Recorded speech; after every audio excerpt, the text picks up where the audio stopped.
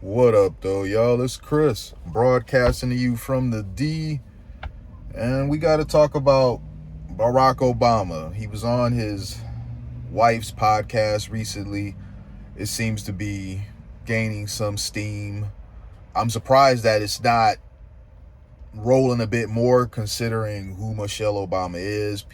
She's very visible. People know her. People like her.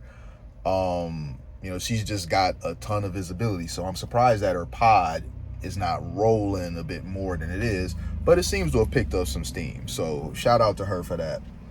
But she had her husband on, and they kind of sat back and let him talk. And he started talking about boys, in particular, in the black community. And he alluded to this idea of black boys and black men needing not only a gay role model, so to speak, in their lives, but also a gay friend too. And I just couldn't help but wonder, what the heck is he talking about? As a black man myself, I really was perplexed. Like, what is this man talking about? He gave an example of, he had this professor in college, and this professor became his favorite professor. That professor was gay. And he was saying how basically you need a gay guy around to check you when you're being ignorant or saying things that are ignorant. And I'm just like, why couldn't a straight guy do that? I've had friends check me when I was on some BS. I've checked some friends when they were on some BS. That's part of brotherhood. You hold each other accountable. So I didn't understand why he was making it seem like only a gay man in your life could do that for you. Now, if you've got gay friends, you've got gay friends. I'm not being critical of that. What I will say is this: in most cases, men don't really have gay friends. They may have gay people that they know, that they work with, or they're part of their family, or they may know them mutually some sort of way. But straight guys typically don't have gay friends because there's an essential breakdown in interest. You usually have things you're interested in that they're not. And that's cool. It's whatever. You may be into sports, they may not. Obviously, you like girls and they don't. There's just going to be different things fundamentally that you just won't have in common.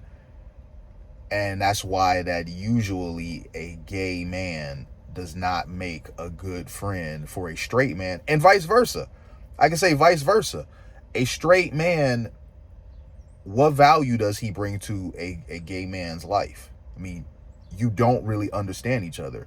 He doesn't understand the challenges that you are going through as a straight black man, and you certainly don't understand the challenges he's going through as a gay black man. You know of certain things being black, but sexual orientation, it alters your experience greatly.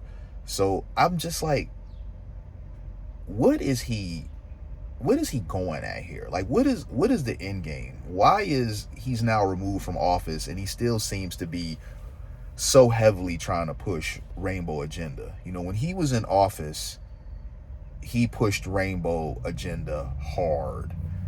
And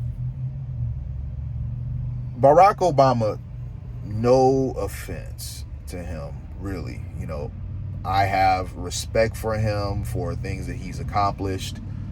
I don't exactly think that he was a great president, but certain things he's accomplished, the fact that he was even president, I respect that accomplishment. But this is largely a very effeminate man. He's very soft looking.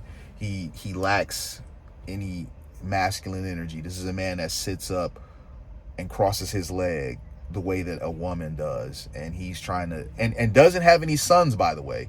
Let's make sure to mention that this is a man who looks very soft and feminine, who crosses his legs and doesn't have any boys, has not raised any boys, that is recommending that other boys have gay friends around or a gay role model around, all because he in college had a gay professor and that one was his favorite.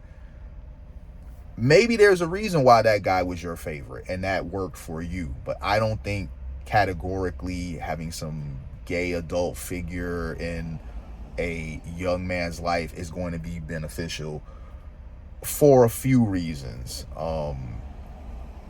And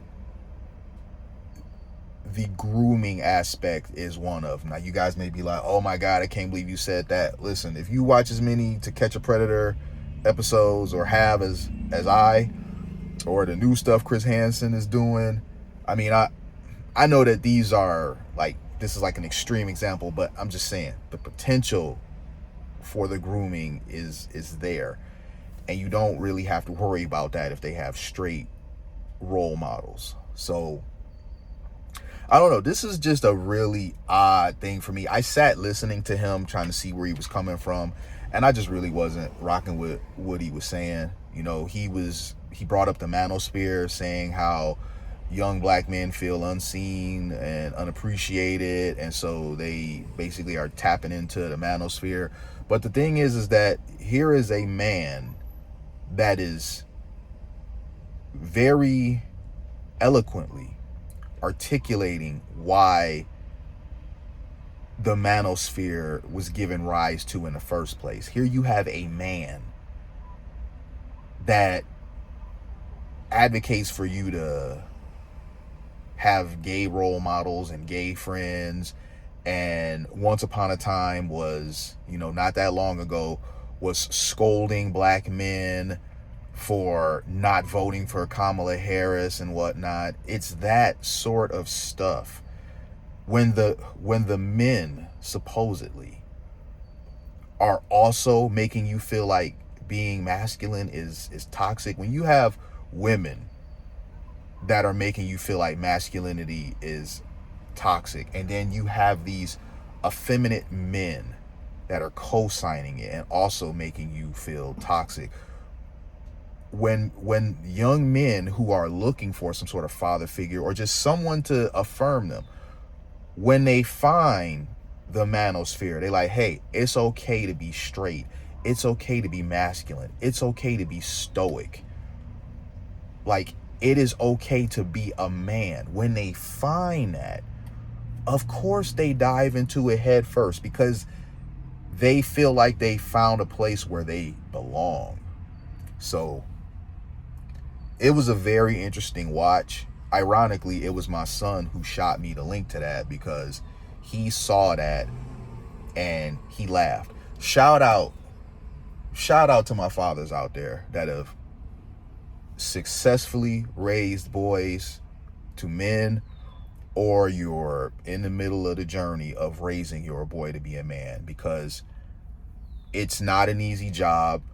You're going to get a ton of pushback when you're raising your boy to be strong and masculine, because we have this whole liberal movement now. And ironically, you have a lot of women who claim that being masculine is toxic, yet when they have a problem with something, the first thing they're doing is get on the phone and call a strong masculine man to fix their problem. And the very type of weak man that they're advocating for you to be, they then turn around and berate you for being that very type of man. I've never seen a woman be respectful and adoring of a man who's weak and effeminate. I mean, look, our former president of the United States, Barrack Obama, his wife lately, it's been a few times that she's emasculated and talked down on him in public spaces. She says she was glad she didn't have a son, because he would have been Barack Obama. How crazy is that? Your very rich, very successful former president of the United States husband, you are glad you didn't have a son because he would have became another him? Bro, I can't say enough how it's people like this that you should not listen to. Not specifically the Obamas, just people like this in general. In the black community, we have sat back and we have let the women run the show, and that was a colossal error that a lot of men like myself are working to correct. Like, really, the women being in charge is what gave rise to the very wimpy, effeminate men that they complain about and call zesty. So I'm gonna leave it there. Hit me with a like if you like what I do. Hit me with a sub if you like what I do. And hit me in them comments. I'm gonna holler at y'all. Peace.